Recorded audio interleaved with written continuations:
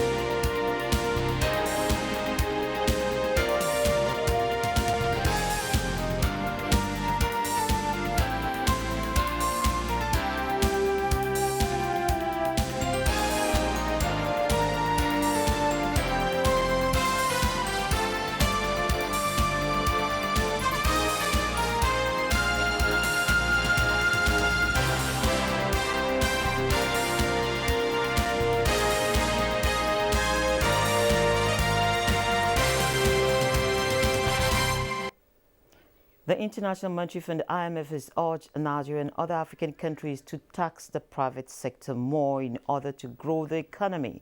IMF, in a report titled "How to Attract Private Finance to Africa's Development," said large public investment programs have been limited by high public debt and uncertain outlook for international aid.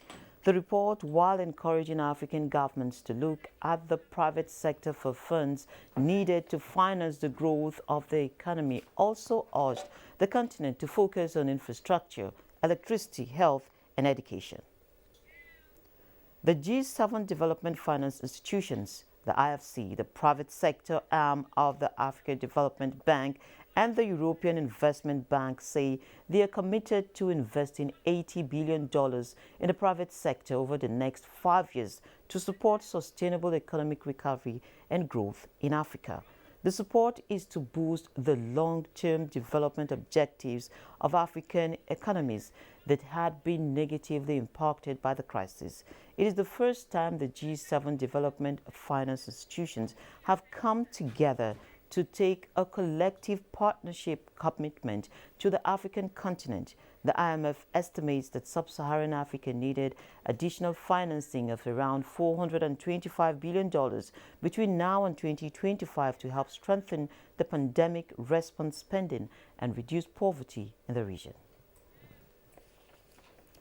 The Africa Continental Free Trade Area (AfCFTA) officially came into force on January 1, 2021 to deepen economic integration on the continent. 6 months into the takeoff of the AfCFTA, Director General of SMIDAN, Umaru Diko Rada, believes that a regional trade fair for African countries is needed where MSMEs will showcase their products for the AfCFTA to succeed.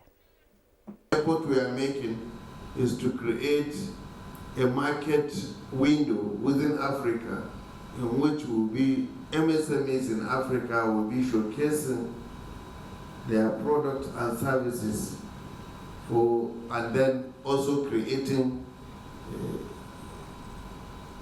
a face-to-face interaction between our MSMEs and the other African countries' MSMEs, and also sharing experience and matchmaking, so that all of us can benefit and share experiences and be able to see how we can work out details. I think we're in the process of seeing how we can create a region. The Integrated National Security and Waterways Protection Infrastructure, otherwise referred to as Deep Blue Project, inaugurated recently by President Muhammadu Buhari, is in furtherance of the present administration's renewed commitment towards enhancing the safety and security in the nation's maritime domain and the Gulf of Guinea for economic development. The intervention, no doubt, will facilitate a conducive environment for the maritime sector to thrive and contribute to the diversification of the Nigerian economy. The project is the final piece of our strategy for combating the menace of piracy and sea robbery in not just our waters, but also in the Gulf of Guinea. The aim is to stabilize and increase economic activities in this environment with a view to reclaiming the huge foreign exchange that is hitherto been lost to piracy in the Nigerian maritime environment. Mr. President, when we took over, we were number 3 in the world in maritime insecurity. Now we are number 1. And great, still on infrastructure, the federal ministries of transportation and finance have been directed to vigorously engage and reach financial agreements with appropriate co-financiers that will partner the federal government for the development of the Ibadan-Kano Railway. The agreement must include the connection of the vital infrastructure to the Tinkan Island port and the West East Coastal Rail line from Lagos to Calabar. From the beginning of this administration, railway infrastructure development has been given the priority it deserves, and various milestones have been reached. This vital line establishes an end-to-end logistics supply chain in railway transport within its short corridor, Lagos, Ibadan, as goods to the hinterland would now be transported by rail directly from the Apapa Port, quayside, straight to the inland container depot located in Ibadan, from where it can be distributed to other parts of the country. Now entering a new golden age of rail travel in Nigeria under the watch of Mr. President, President Muhammadu Buhari, and Lagos, Ogun, and Oyo are excited to be part of this. We look forward to reaping the full benefits of this project in the months and the years ahead. This occasion is the 3rd time Mr. President is commissioning a standard gauge railway infrastructure project, completed and delivered under his watch. Indeed, all of us who will use this track now and in the future are grateful for your support and your determination, even against criticism of the fact that we're taking loans to do this. You are determined to complete this project. And last week, President Buhari formally commissioned the 157-kilometer Lagos-Ibadan rail line to connect cities, states, and even coastal villages, thereby ensuring development. Also last week, the federal government flagged off the Integrated National Security and Waterways Protection Infrastructure Project in Nigeria called the Deep Blue Project. These two major infrastructure for the transport sector in Nigeria are on the table for discussion on Business Express today. And finance and investment analyst Nia Kishidu is with me in the studio for an expert perspective. Thank you for coming on the program. It's a pleasure always. Thanks for having me. Great. So let's talk about the Deep Blue Project. And of course, it is the first maritime security strategy in West and Central Africa. How vital is this project to the economic development of the nation? Well, I think the first is to first contextualize it. The Deep Blue Sea project is within the context of what is known as the blue economy. The blue economy talks principally to the maritime sector, and that's a very huge aspect of our economy. We depend for our international trade on maritime transportation. Last quarter 1, 2021, the value of international trade undertaken by Nigeria was above 10 trillion naira in those 3 months of the first quarter. Now, out of those 10 trillion naira, about 92% of the value was facilitated through the maritime sector. So what that suggests is that we are dependent, on the maritime transportation for our international trade. But again, the drawdown or the debit side is that over the last 21 years thereabouts, the Nigerian waterways, and of course by extension the Gulf of Guinea, that's the international water line through the West African region, has become a major pirate and of course sea robbery activities. So much that vessels coming to this axis of the world tend to charge more because of those security implications we are talking about. In insurance, maritime insurance is also higher. The premium you pay for maritime insurance to come to areas like Nigeria is also higher. Now that has implication for the cost, of bringing in goods, which will reflect eventually on cost of buying or purchases of goods here in Nigeria, because those who are bringing the goods are paying extra premium for insurance, maritime insurance. They are paying extra for vessel owners too. Of course, that will be transferred to users, to end users. Oh, okay. I wanted to ask you this as well, that if we're going to do a sort of analysis, in the past we get to hear nobody wants to go to the Gulf of Guinea, but we're beginning to see some form of confidence. How would you describe that? Yeah, it's because of the deployment of security equipments and facilities in that in the region as it were. And Nigeria had been at the head of it, really. It's so at a point in time, vessels were laid. Crew members were kidnapped, and all that. But that has been reduced to an extent. Before now, there have been a number of other platforms that had been acquired. But now there is a serious focus on interdiction. When you look at the boats, the 17 fast-paced boat intervention that were purchased. When you look at the 2 vessel attack vessels, and of course the attack helicopters to 4. Now it shows that the government is focused on securing that aspect of our waterways. And once it is done, it also means that insurance premium will reduce. And of course, there will be willingness to come to Nigeria, and of course, even the Gulf of Guinea, without much cost implication. Okay, to put it, to simplify it, how would you relate activities of the blue economy alongside the everyday market goers? It's simple. Out of the 10 trillion naira value, trade value, international trade value, in first quarter 2021, about 7 trillion of that were imported goods. Now with increase, with payment of vessel, higher payment for vessel, which is what is called sanctioned fee, and of course higher premium, all those fees will reflect in the exit end of those products in the marketplace.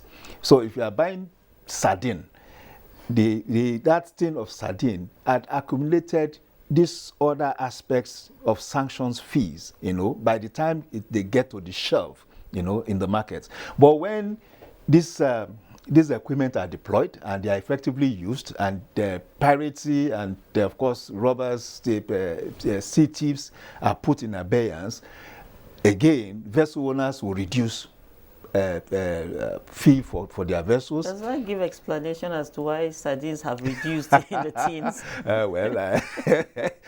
You were saying we should look at the common Nigerians, and I know the common Nigerians relate with sardines, for instance. Yes, and there have been the complaint that the quantity has reduced inside. That's it's manufacturers' initiative, but the truth of the matter is most sardine are imported. Most tin products are imported. There are some that are also produced in Nigeria. Even if they are produced, they are still imported inputs, into them. And so the implication is that either you are bringing in raw materials as a manufacturer, or you are bringing in finished goods as an importer.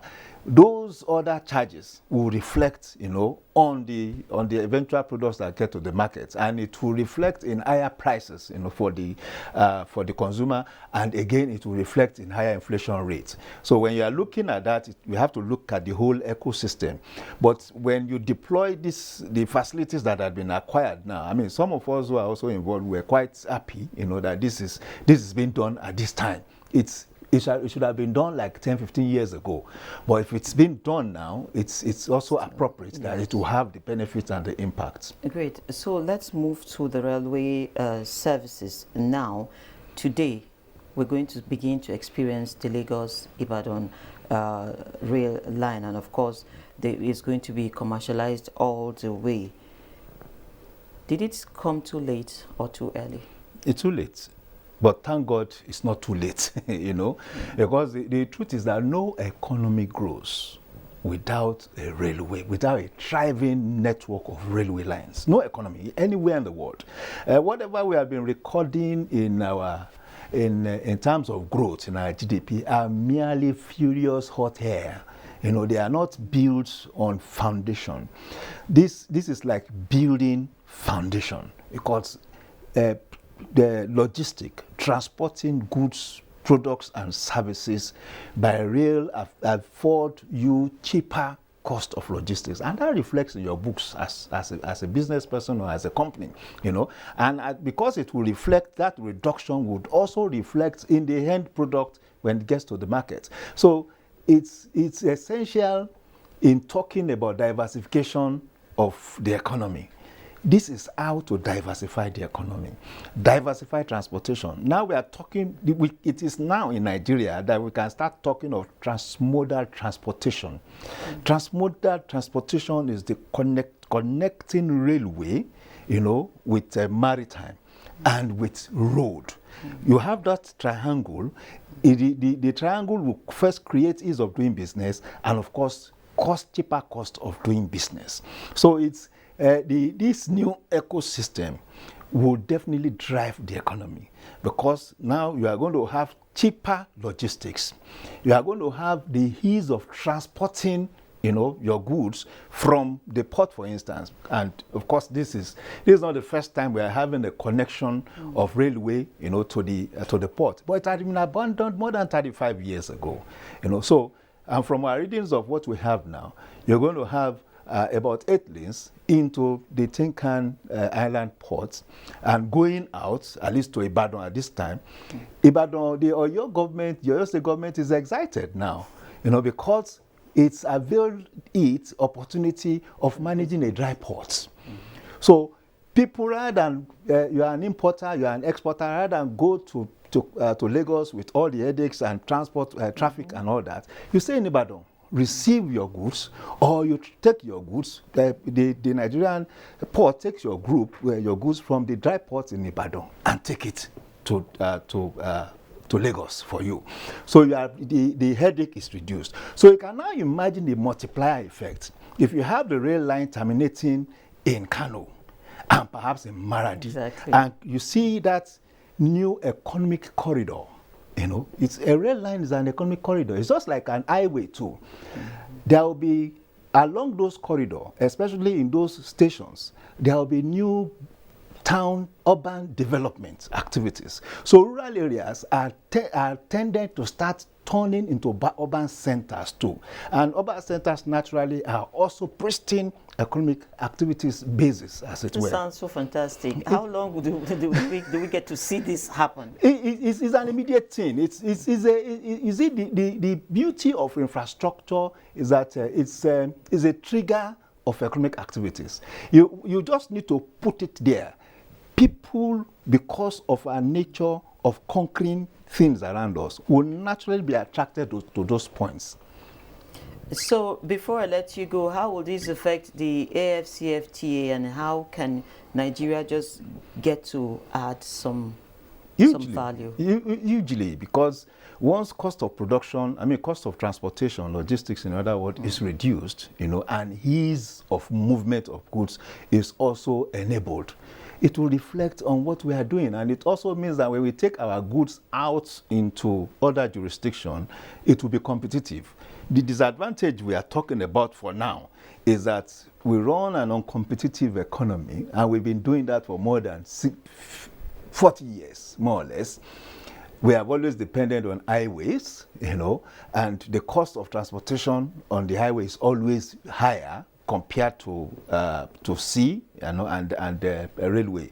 So when we have this kind of thing in place, we definitely have cheaper products going out into the world, and we will be able to compete, effectively and positively with any other product out there. Okay, excellent. Thank you so much. I've been speaking with Nia Kinshiju. He is a financial and investment analyst. Thank you for coming on the program. My pleasure as always. Thank you so much. Now, more than a year after the COVID-19 pandemic forced businesses to shut down, artisans like vulcanizers are still feeling the ripple effects. This report by Nneka Oku captures the experience of Oklobia, who is also fiscally challenged. Surviving COVID-19 series is brought to you in partnership with the Central Bank of Nigeria. This Mabuchi you are seeing here, this corona, they stop us to come here. Nobody come out here, you come out, they will pick your engine and lock you. Since that time, no work, nothing. The living, I am saying how to manage with my wife. I'm a father of 4, 2 girls and 2 boys. And from this thing, I pay their school fees. And right now, you look at the work I'm doing this time around, totally down, nothing move.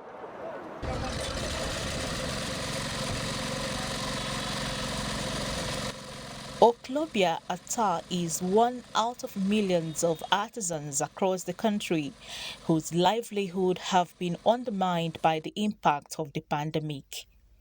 Unable to access any of available support programs for MSMEs occasioned by the pandemic, the 45-year-old father of 4 says he relied mostly on his savings to take care of his family. I pick a challenge that is nobody, I can't wait for somebody to give me 10 kobo before I do. I learned this in right from Utukpo, my town, my hometown.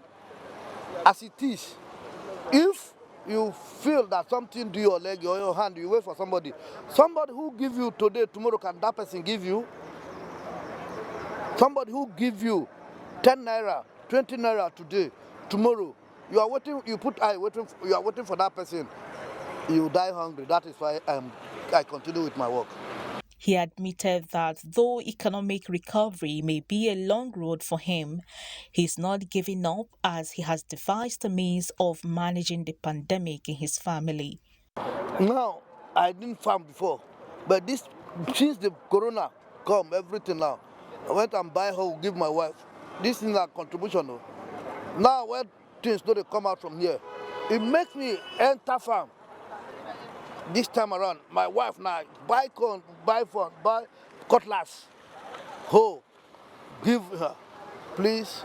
I went and pay for land where we farm.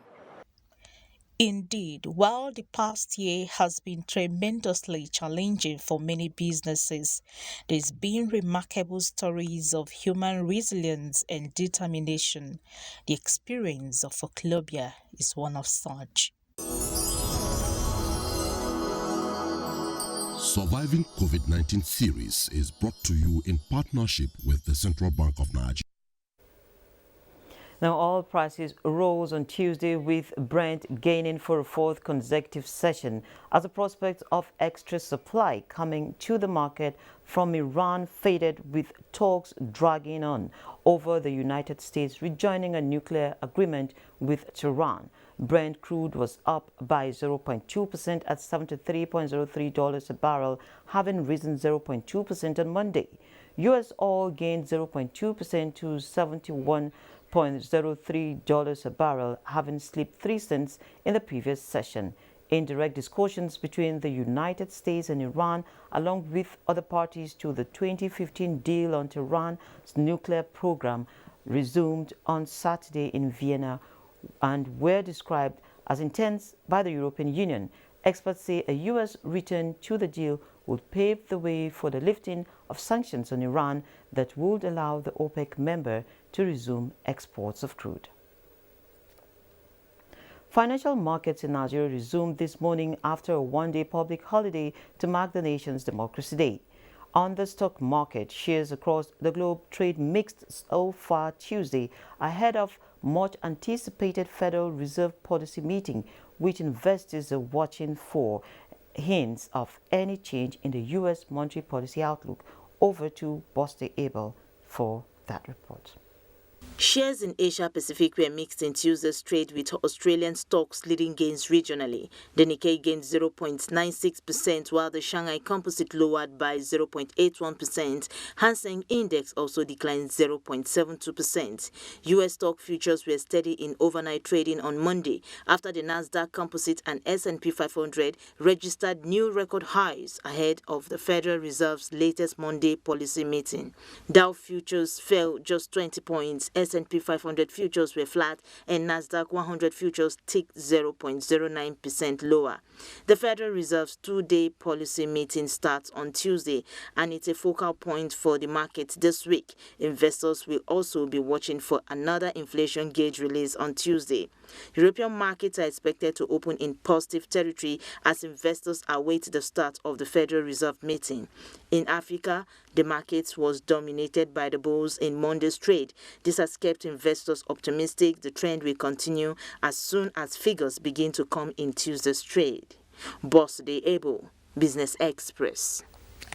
And with that, we end this edition of Business Express. Remember to keep in touch with us and also be informed that all previous episodes are available on the NTA's YouTube channel. Business Express returns tomorrow at 3 p.m. My name is Leah Katun. Baba Tunde.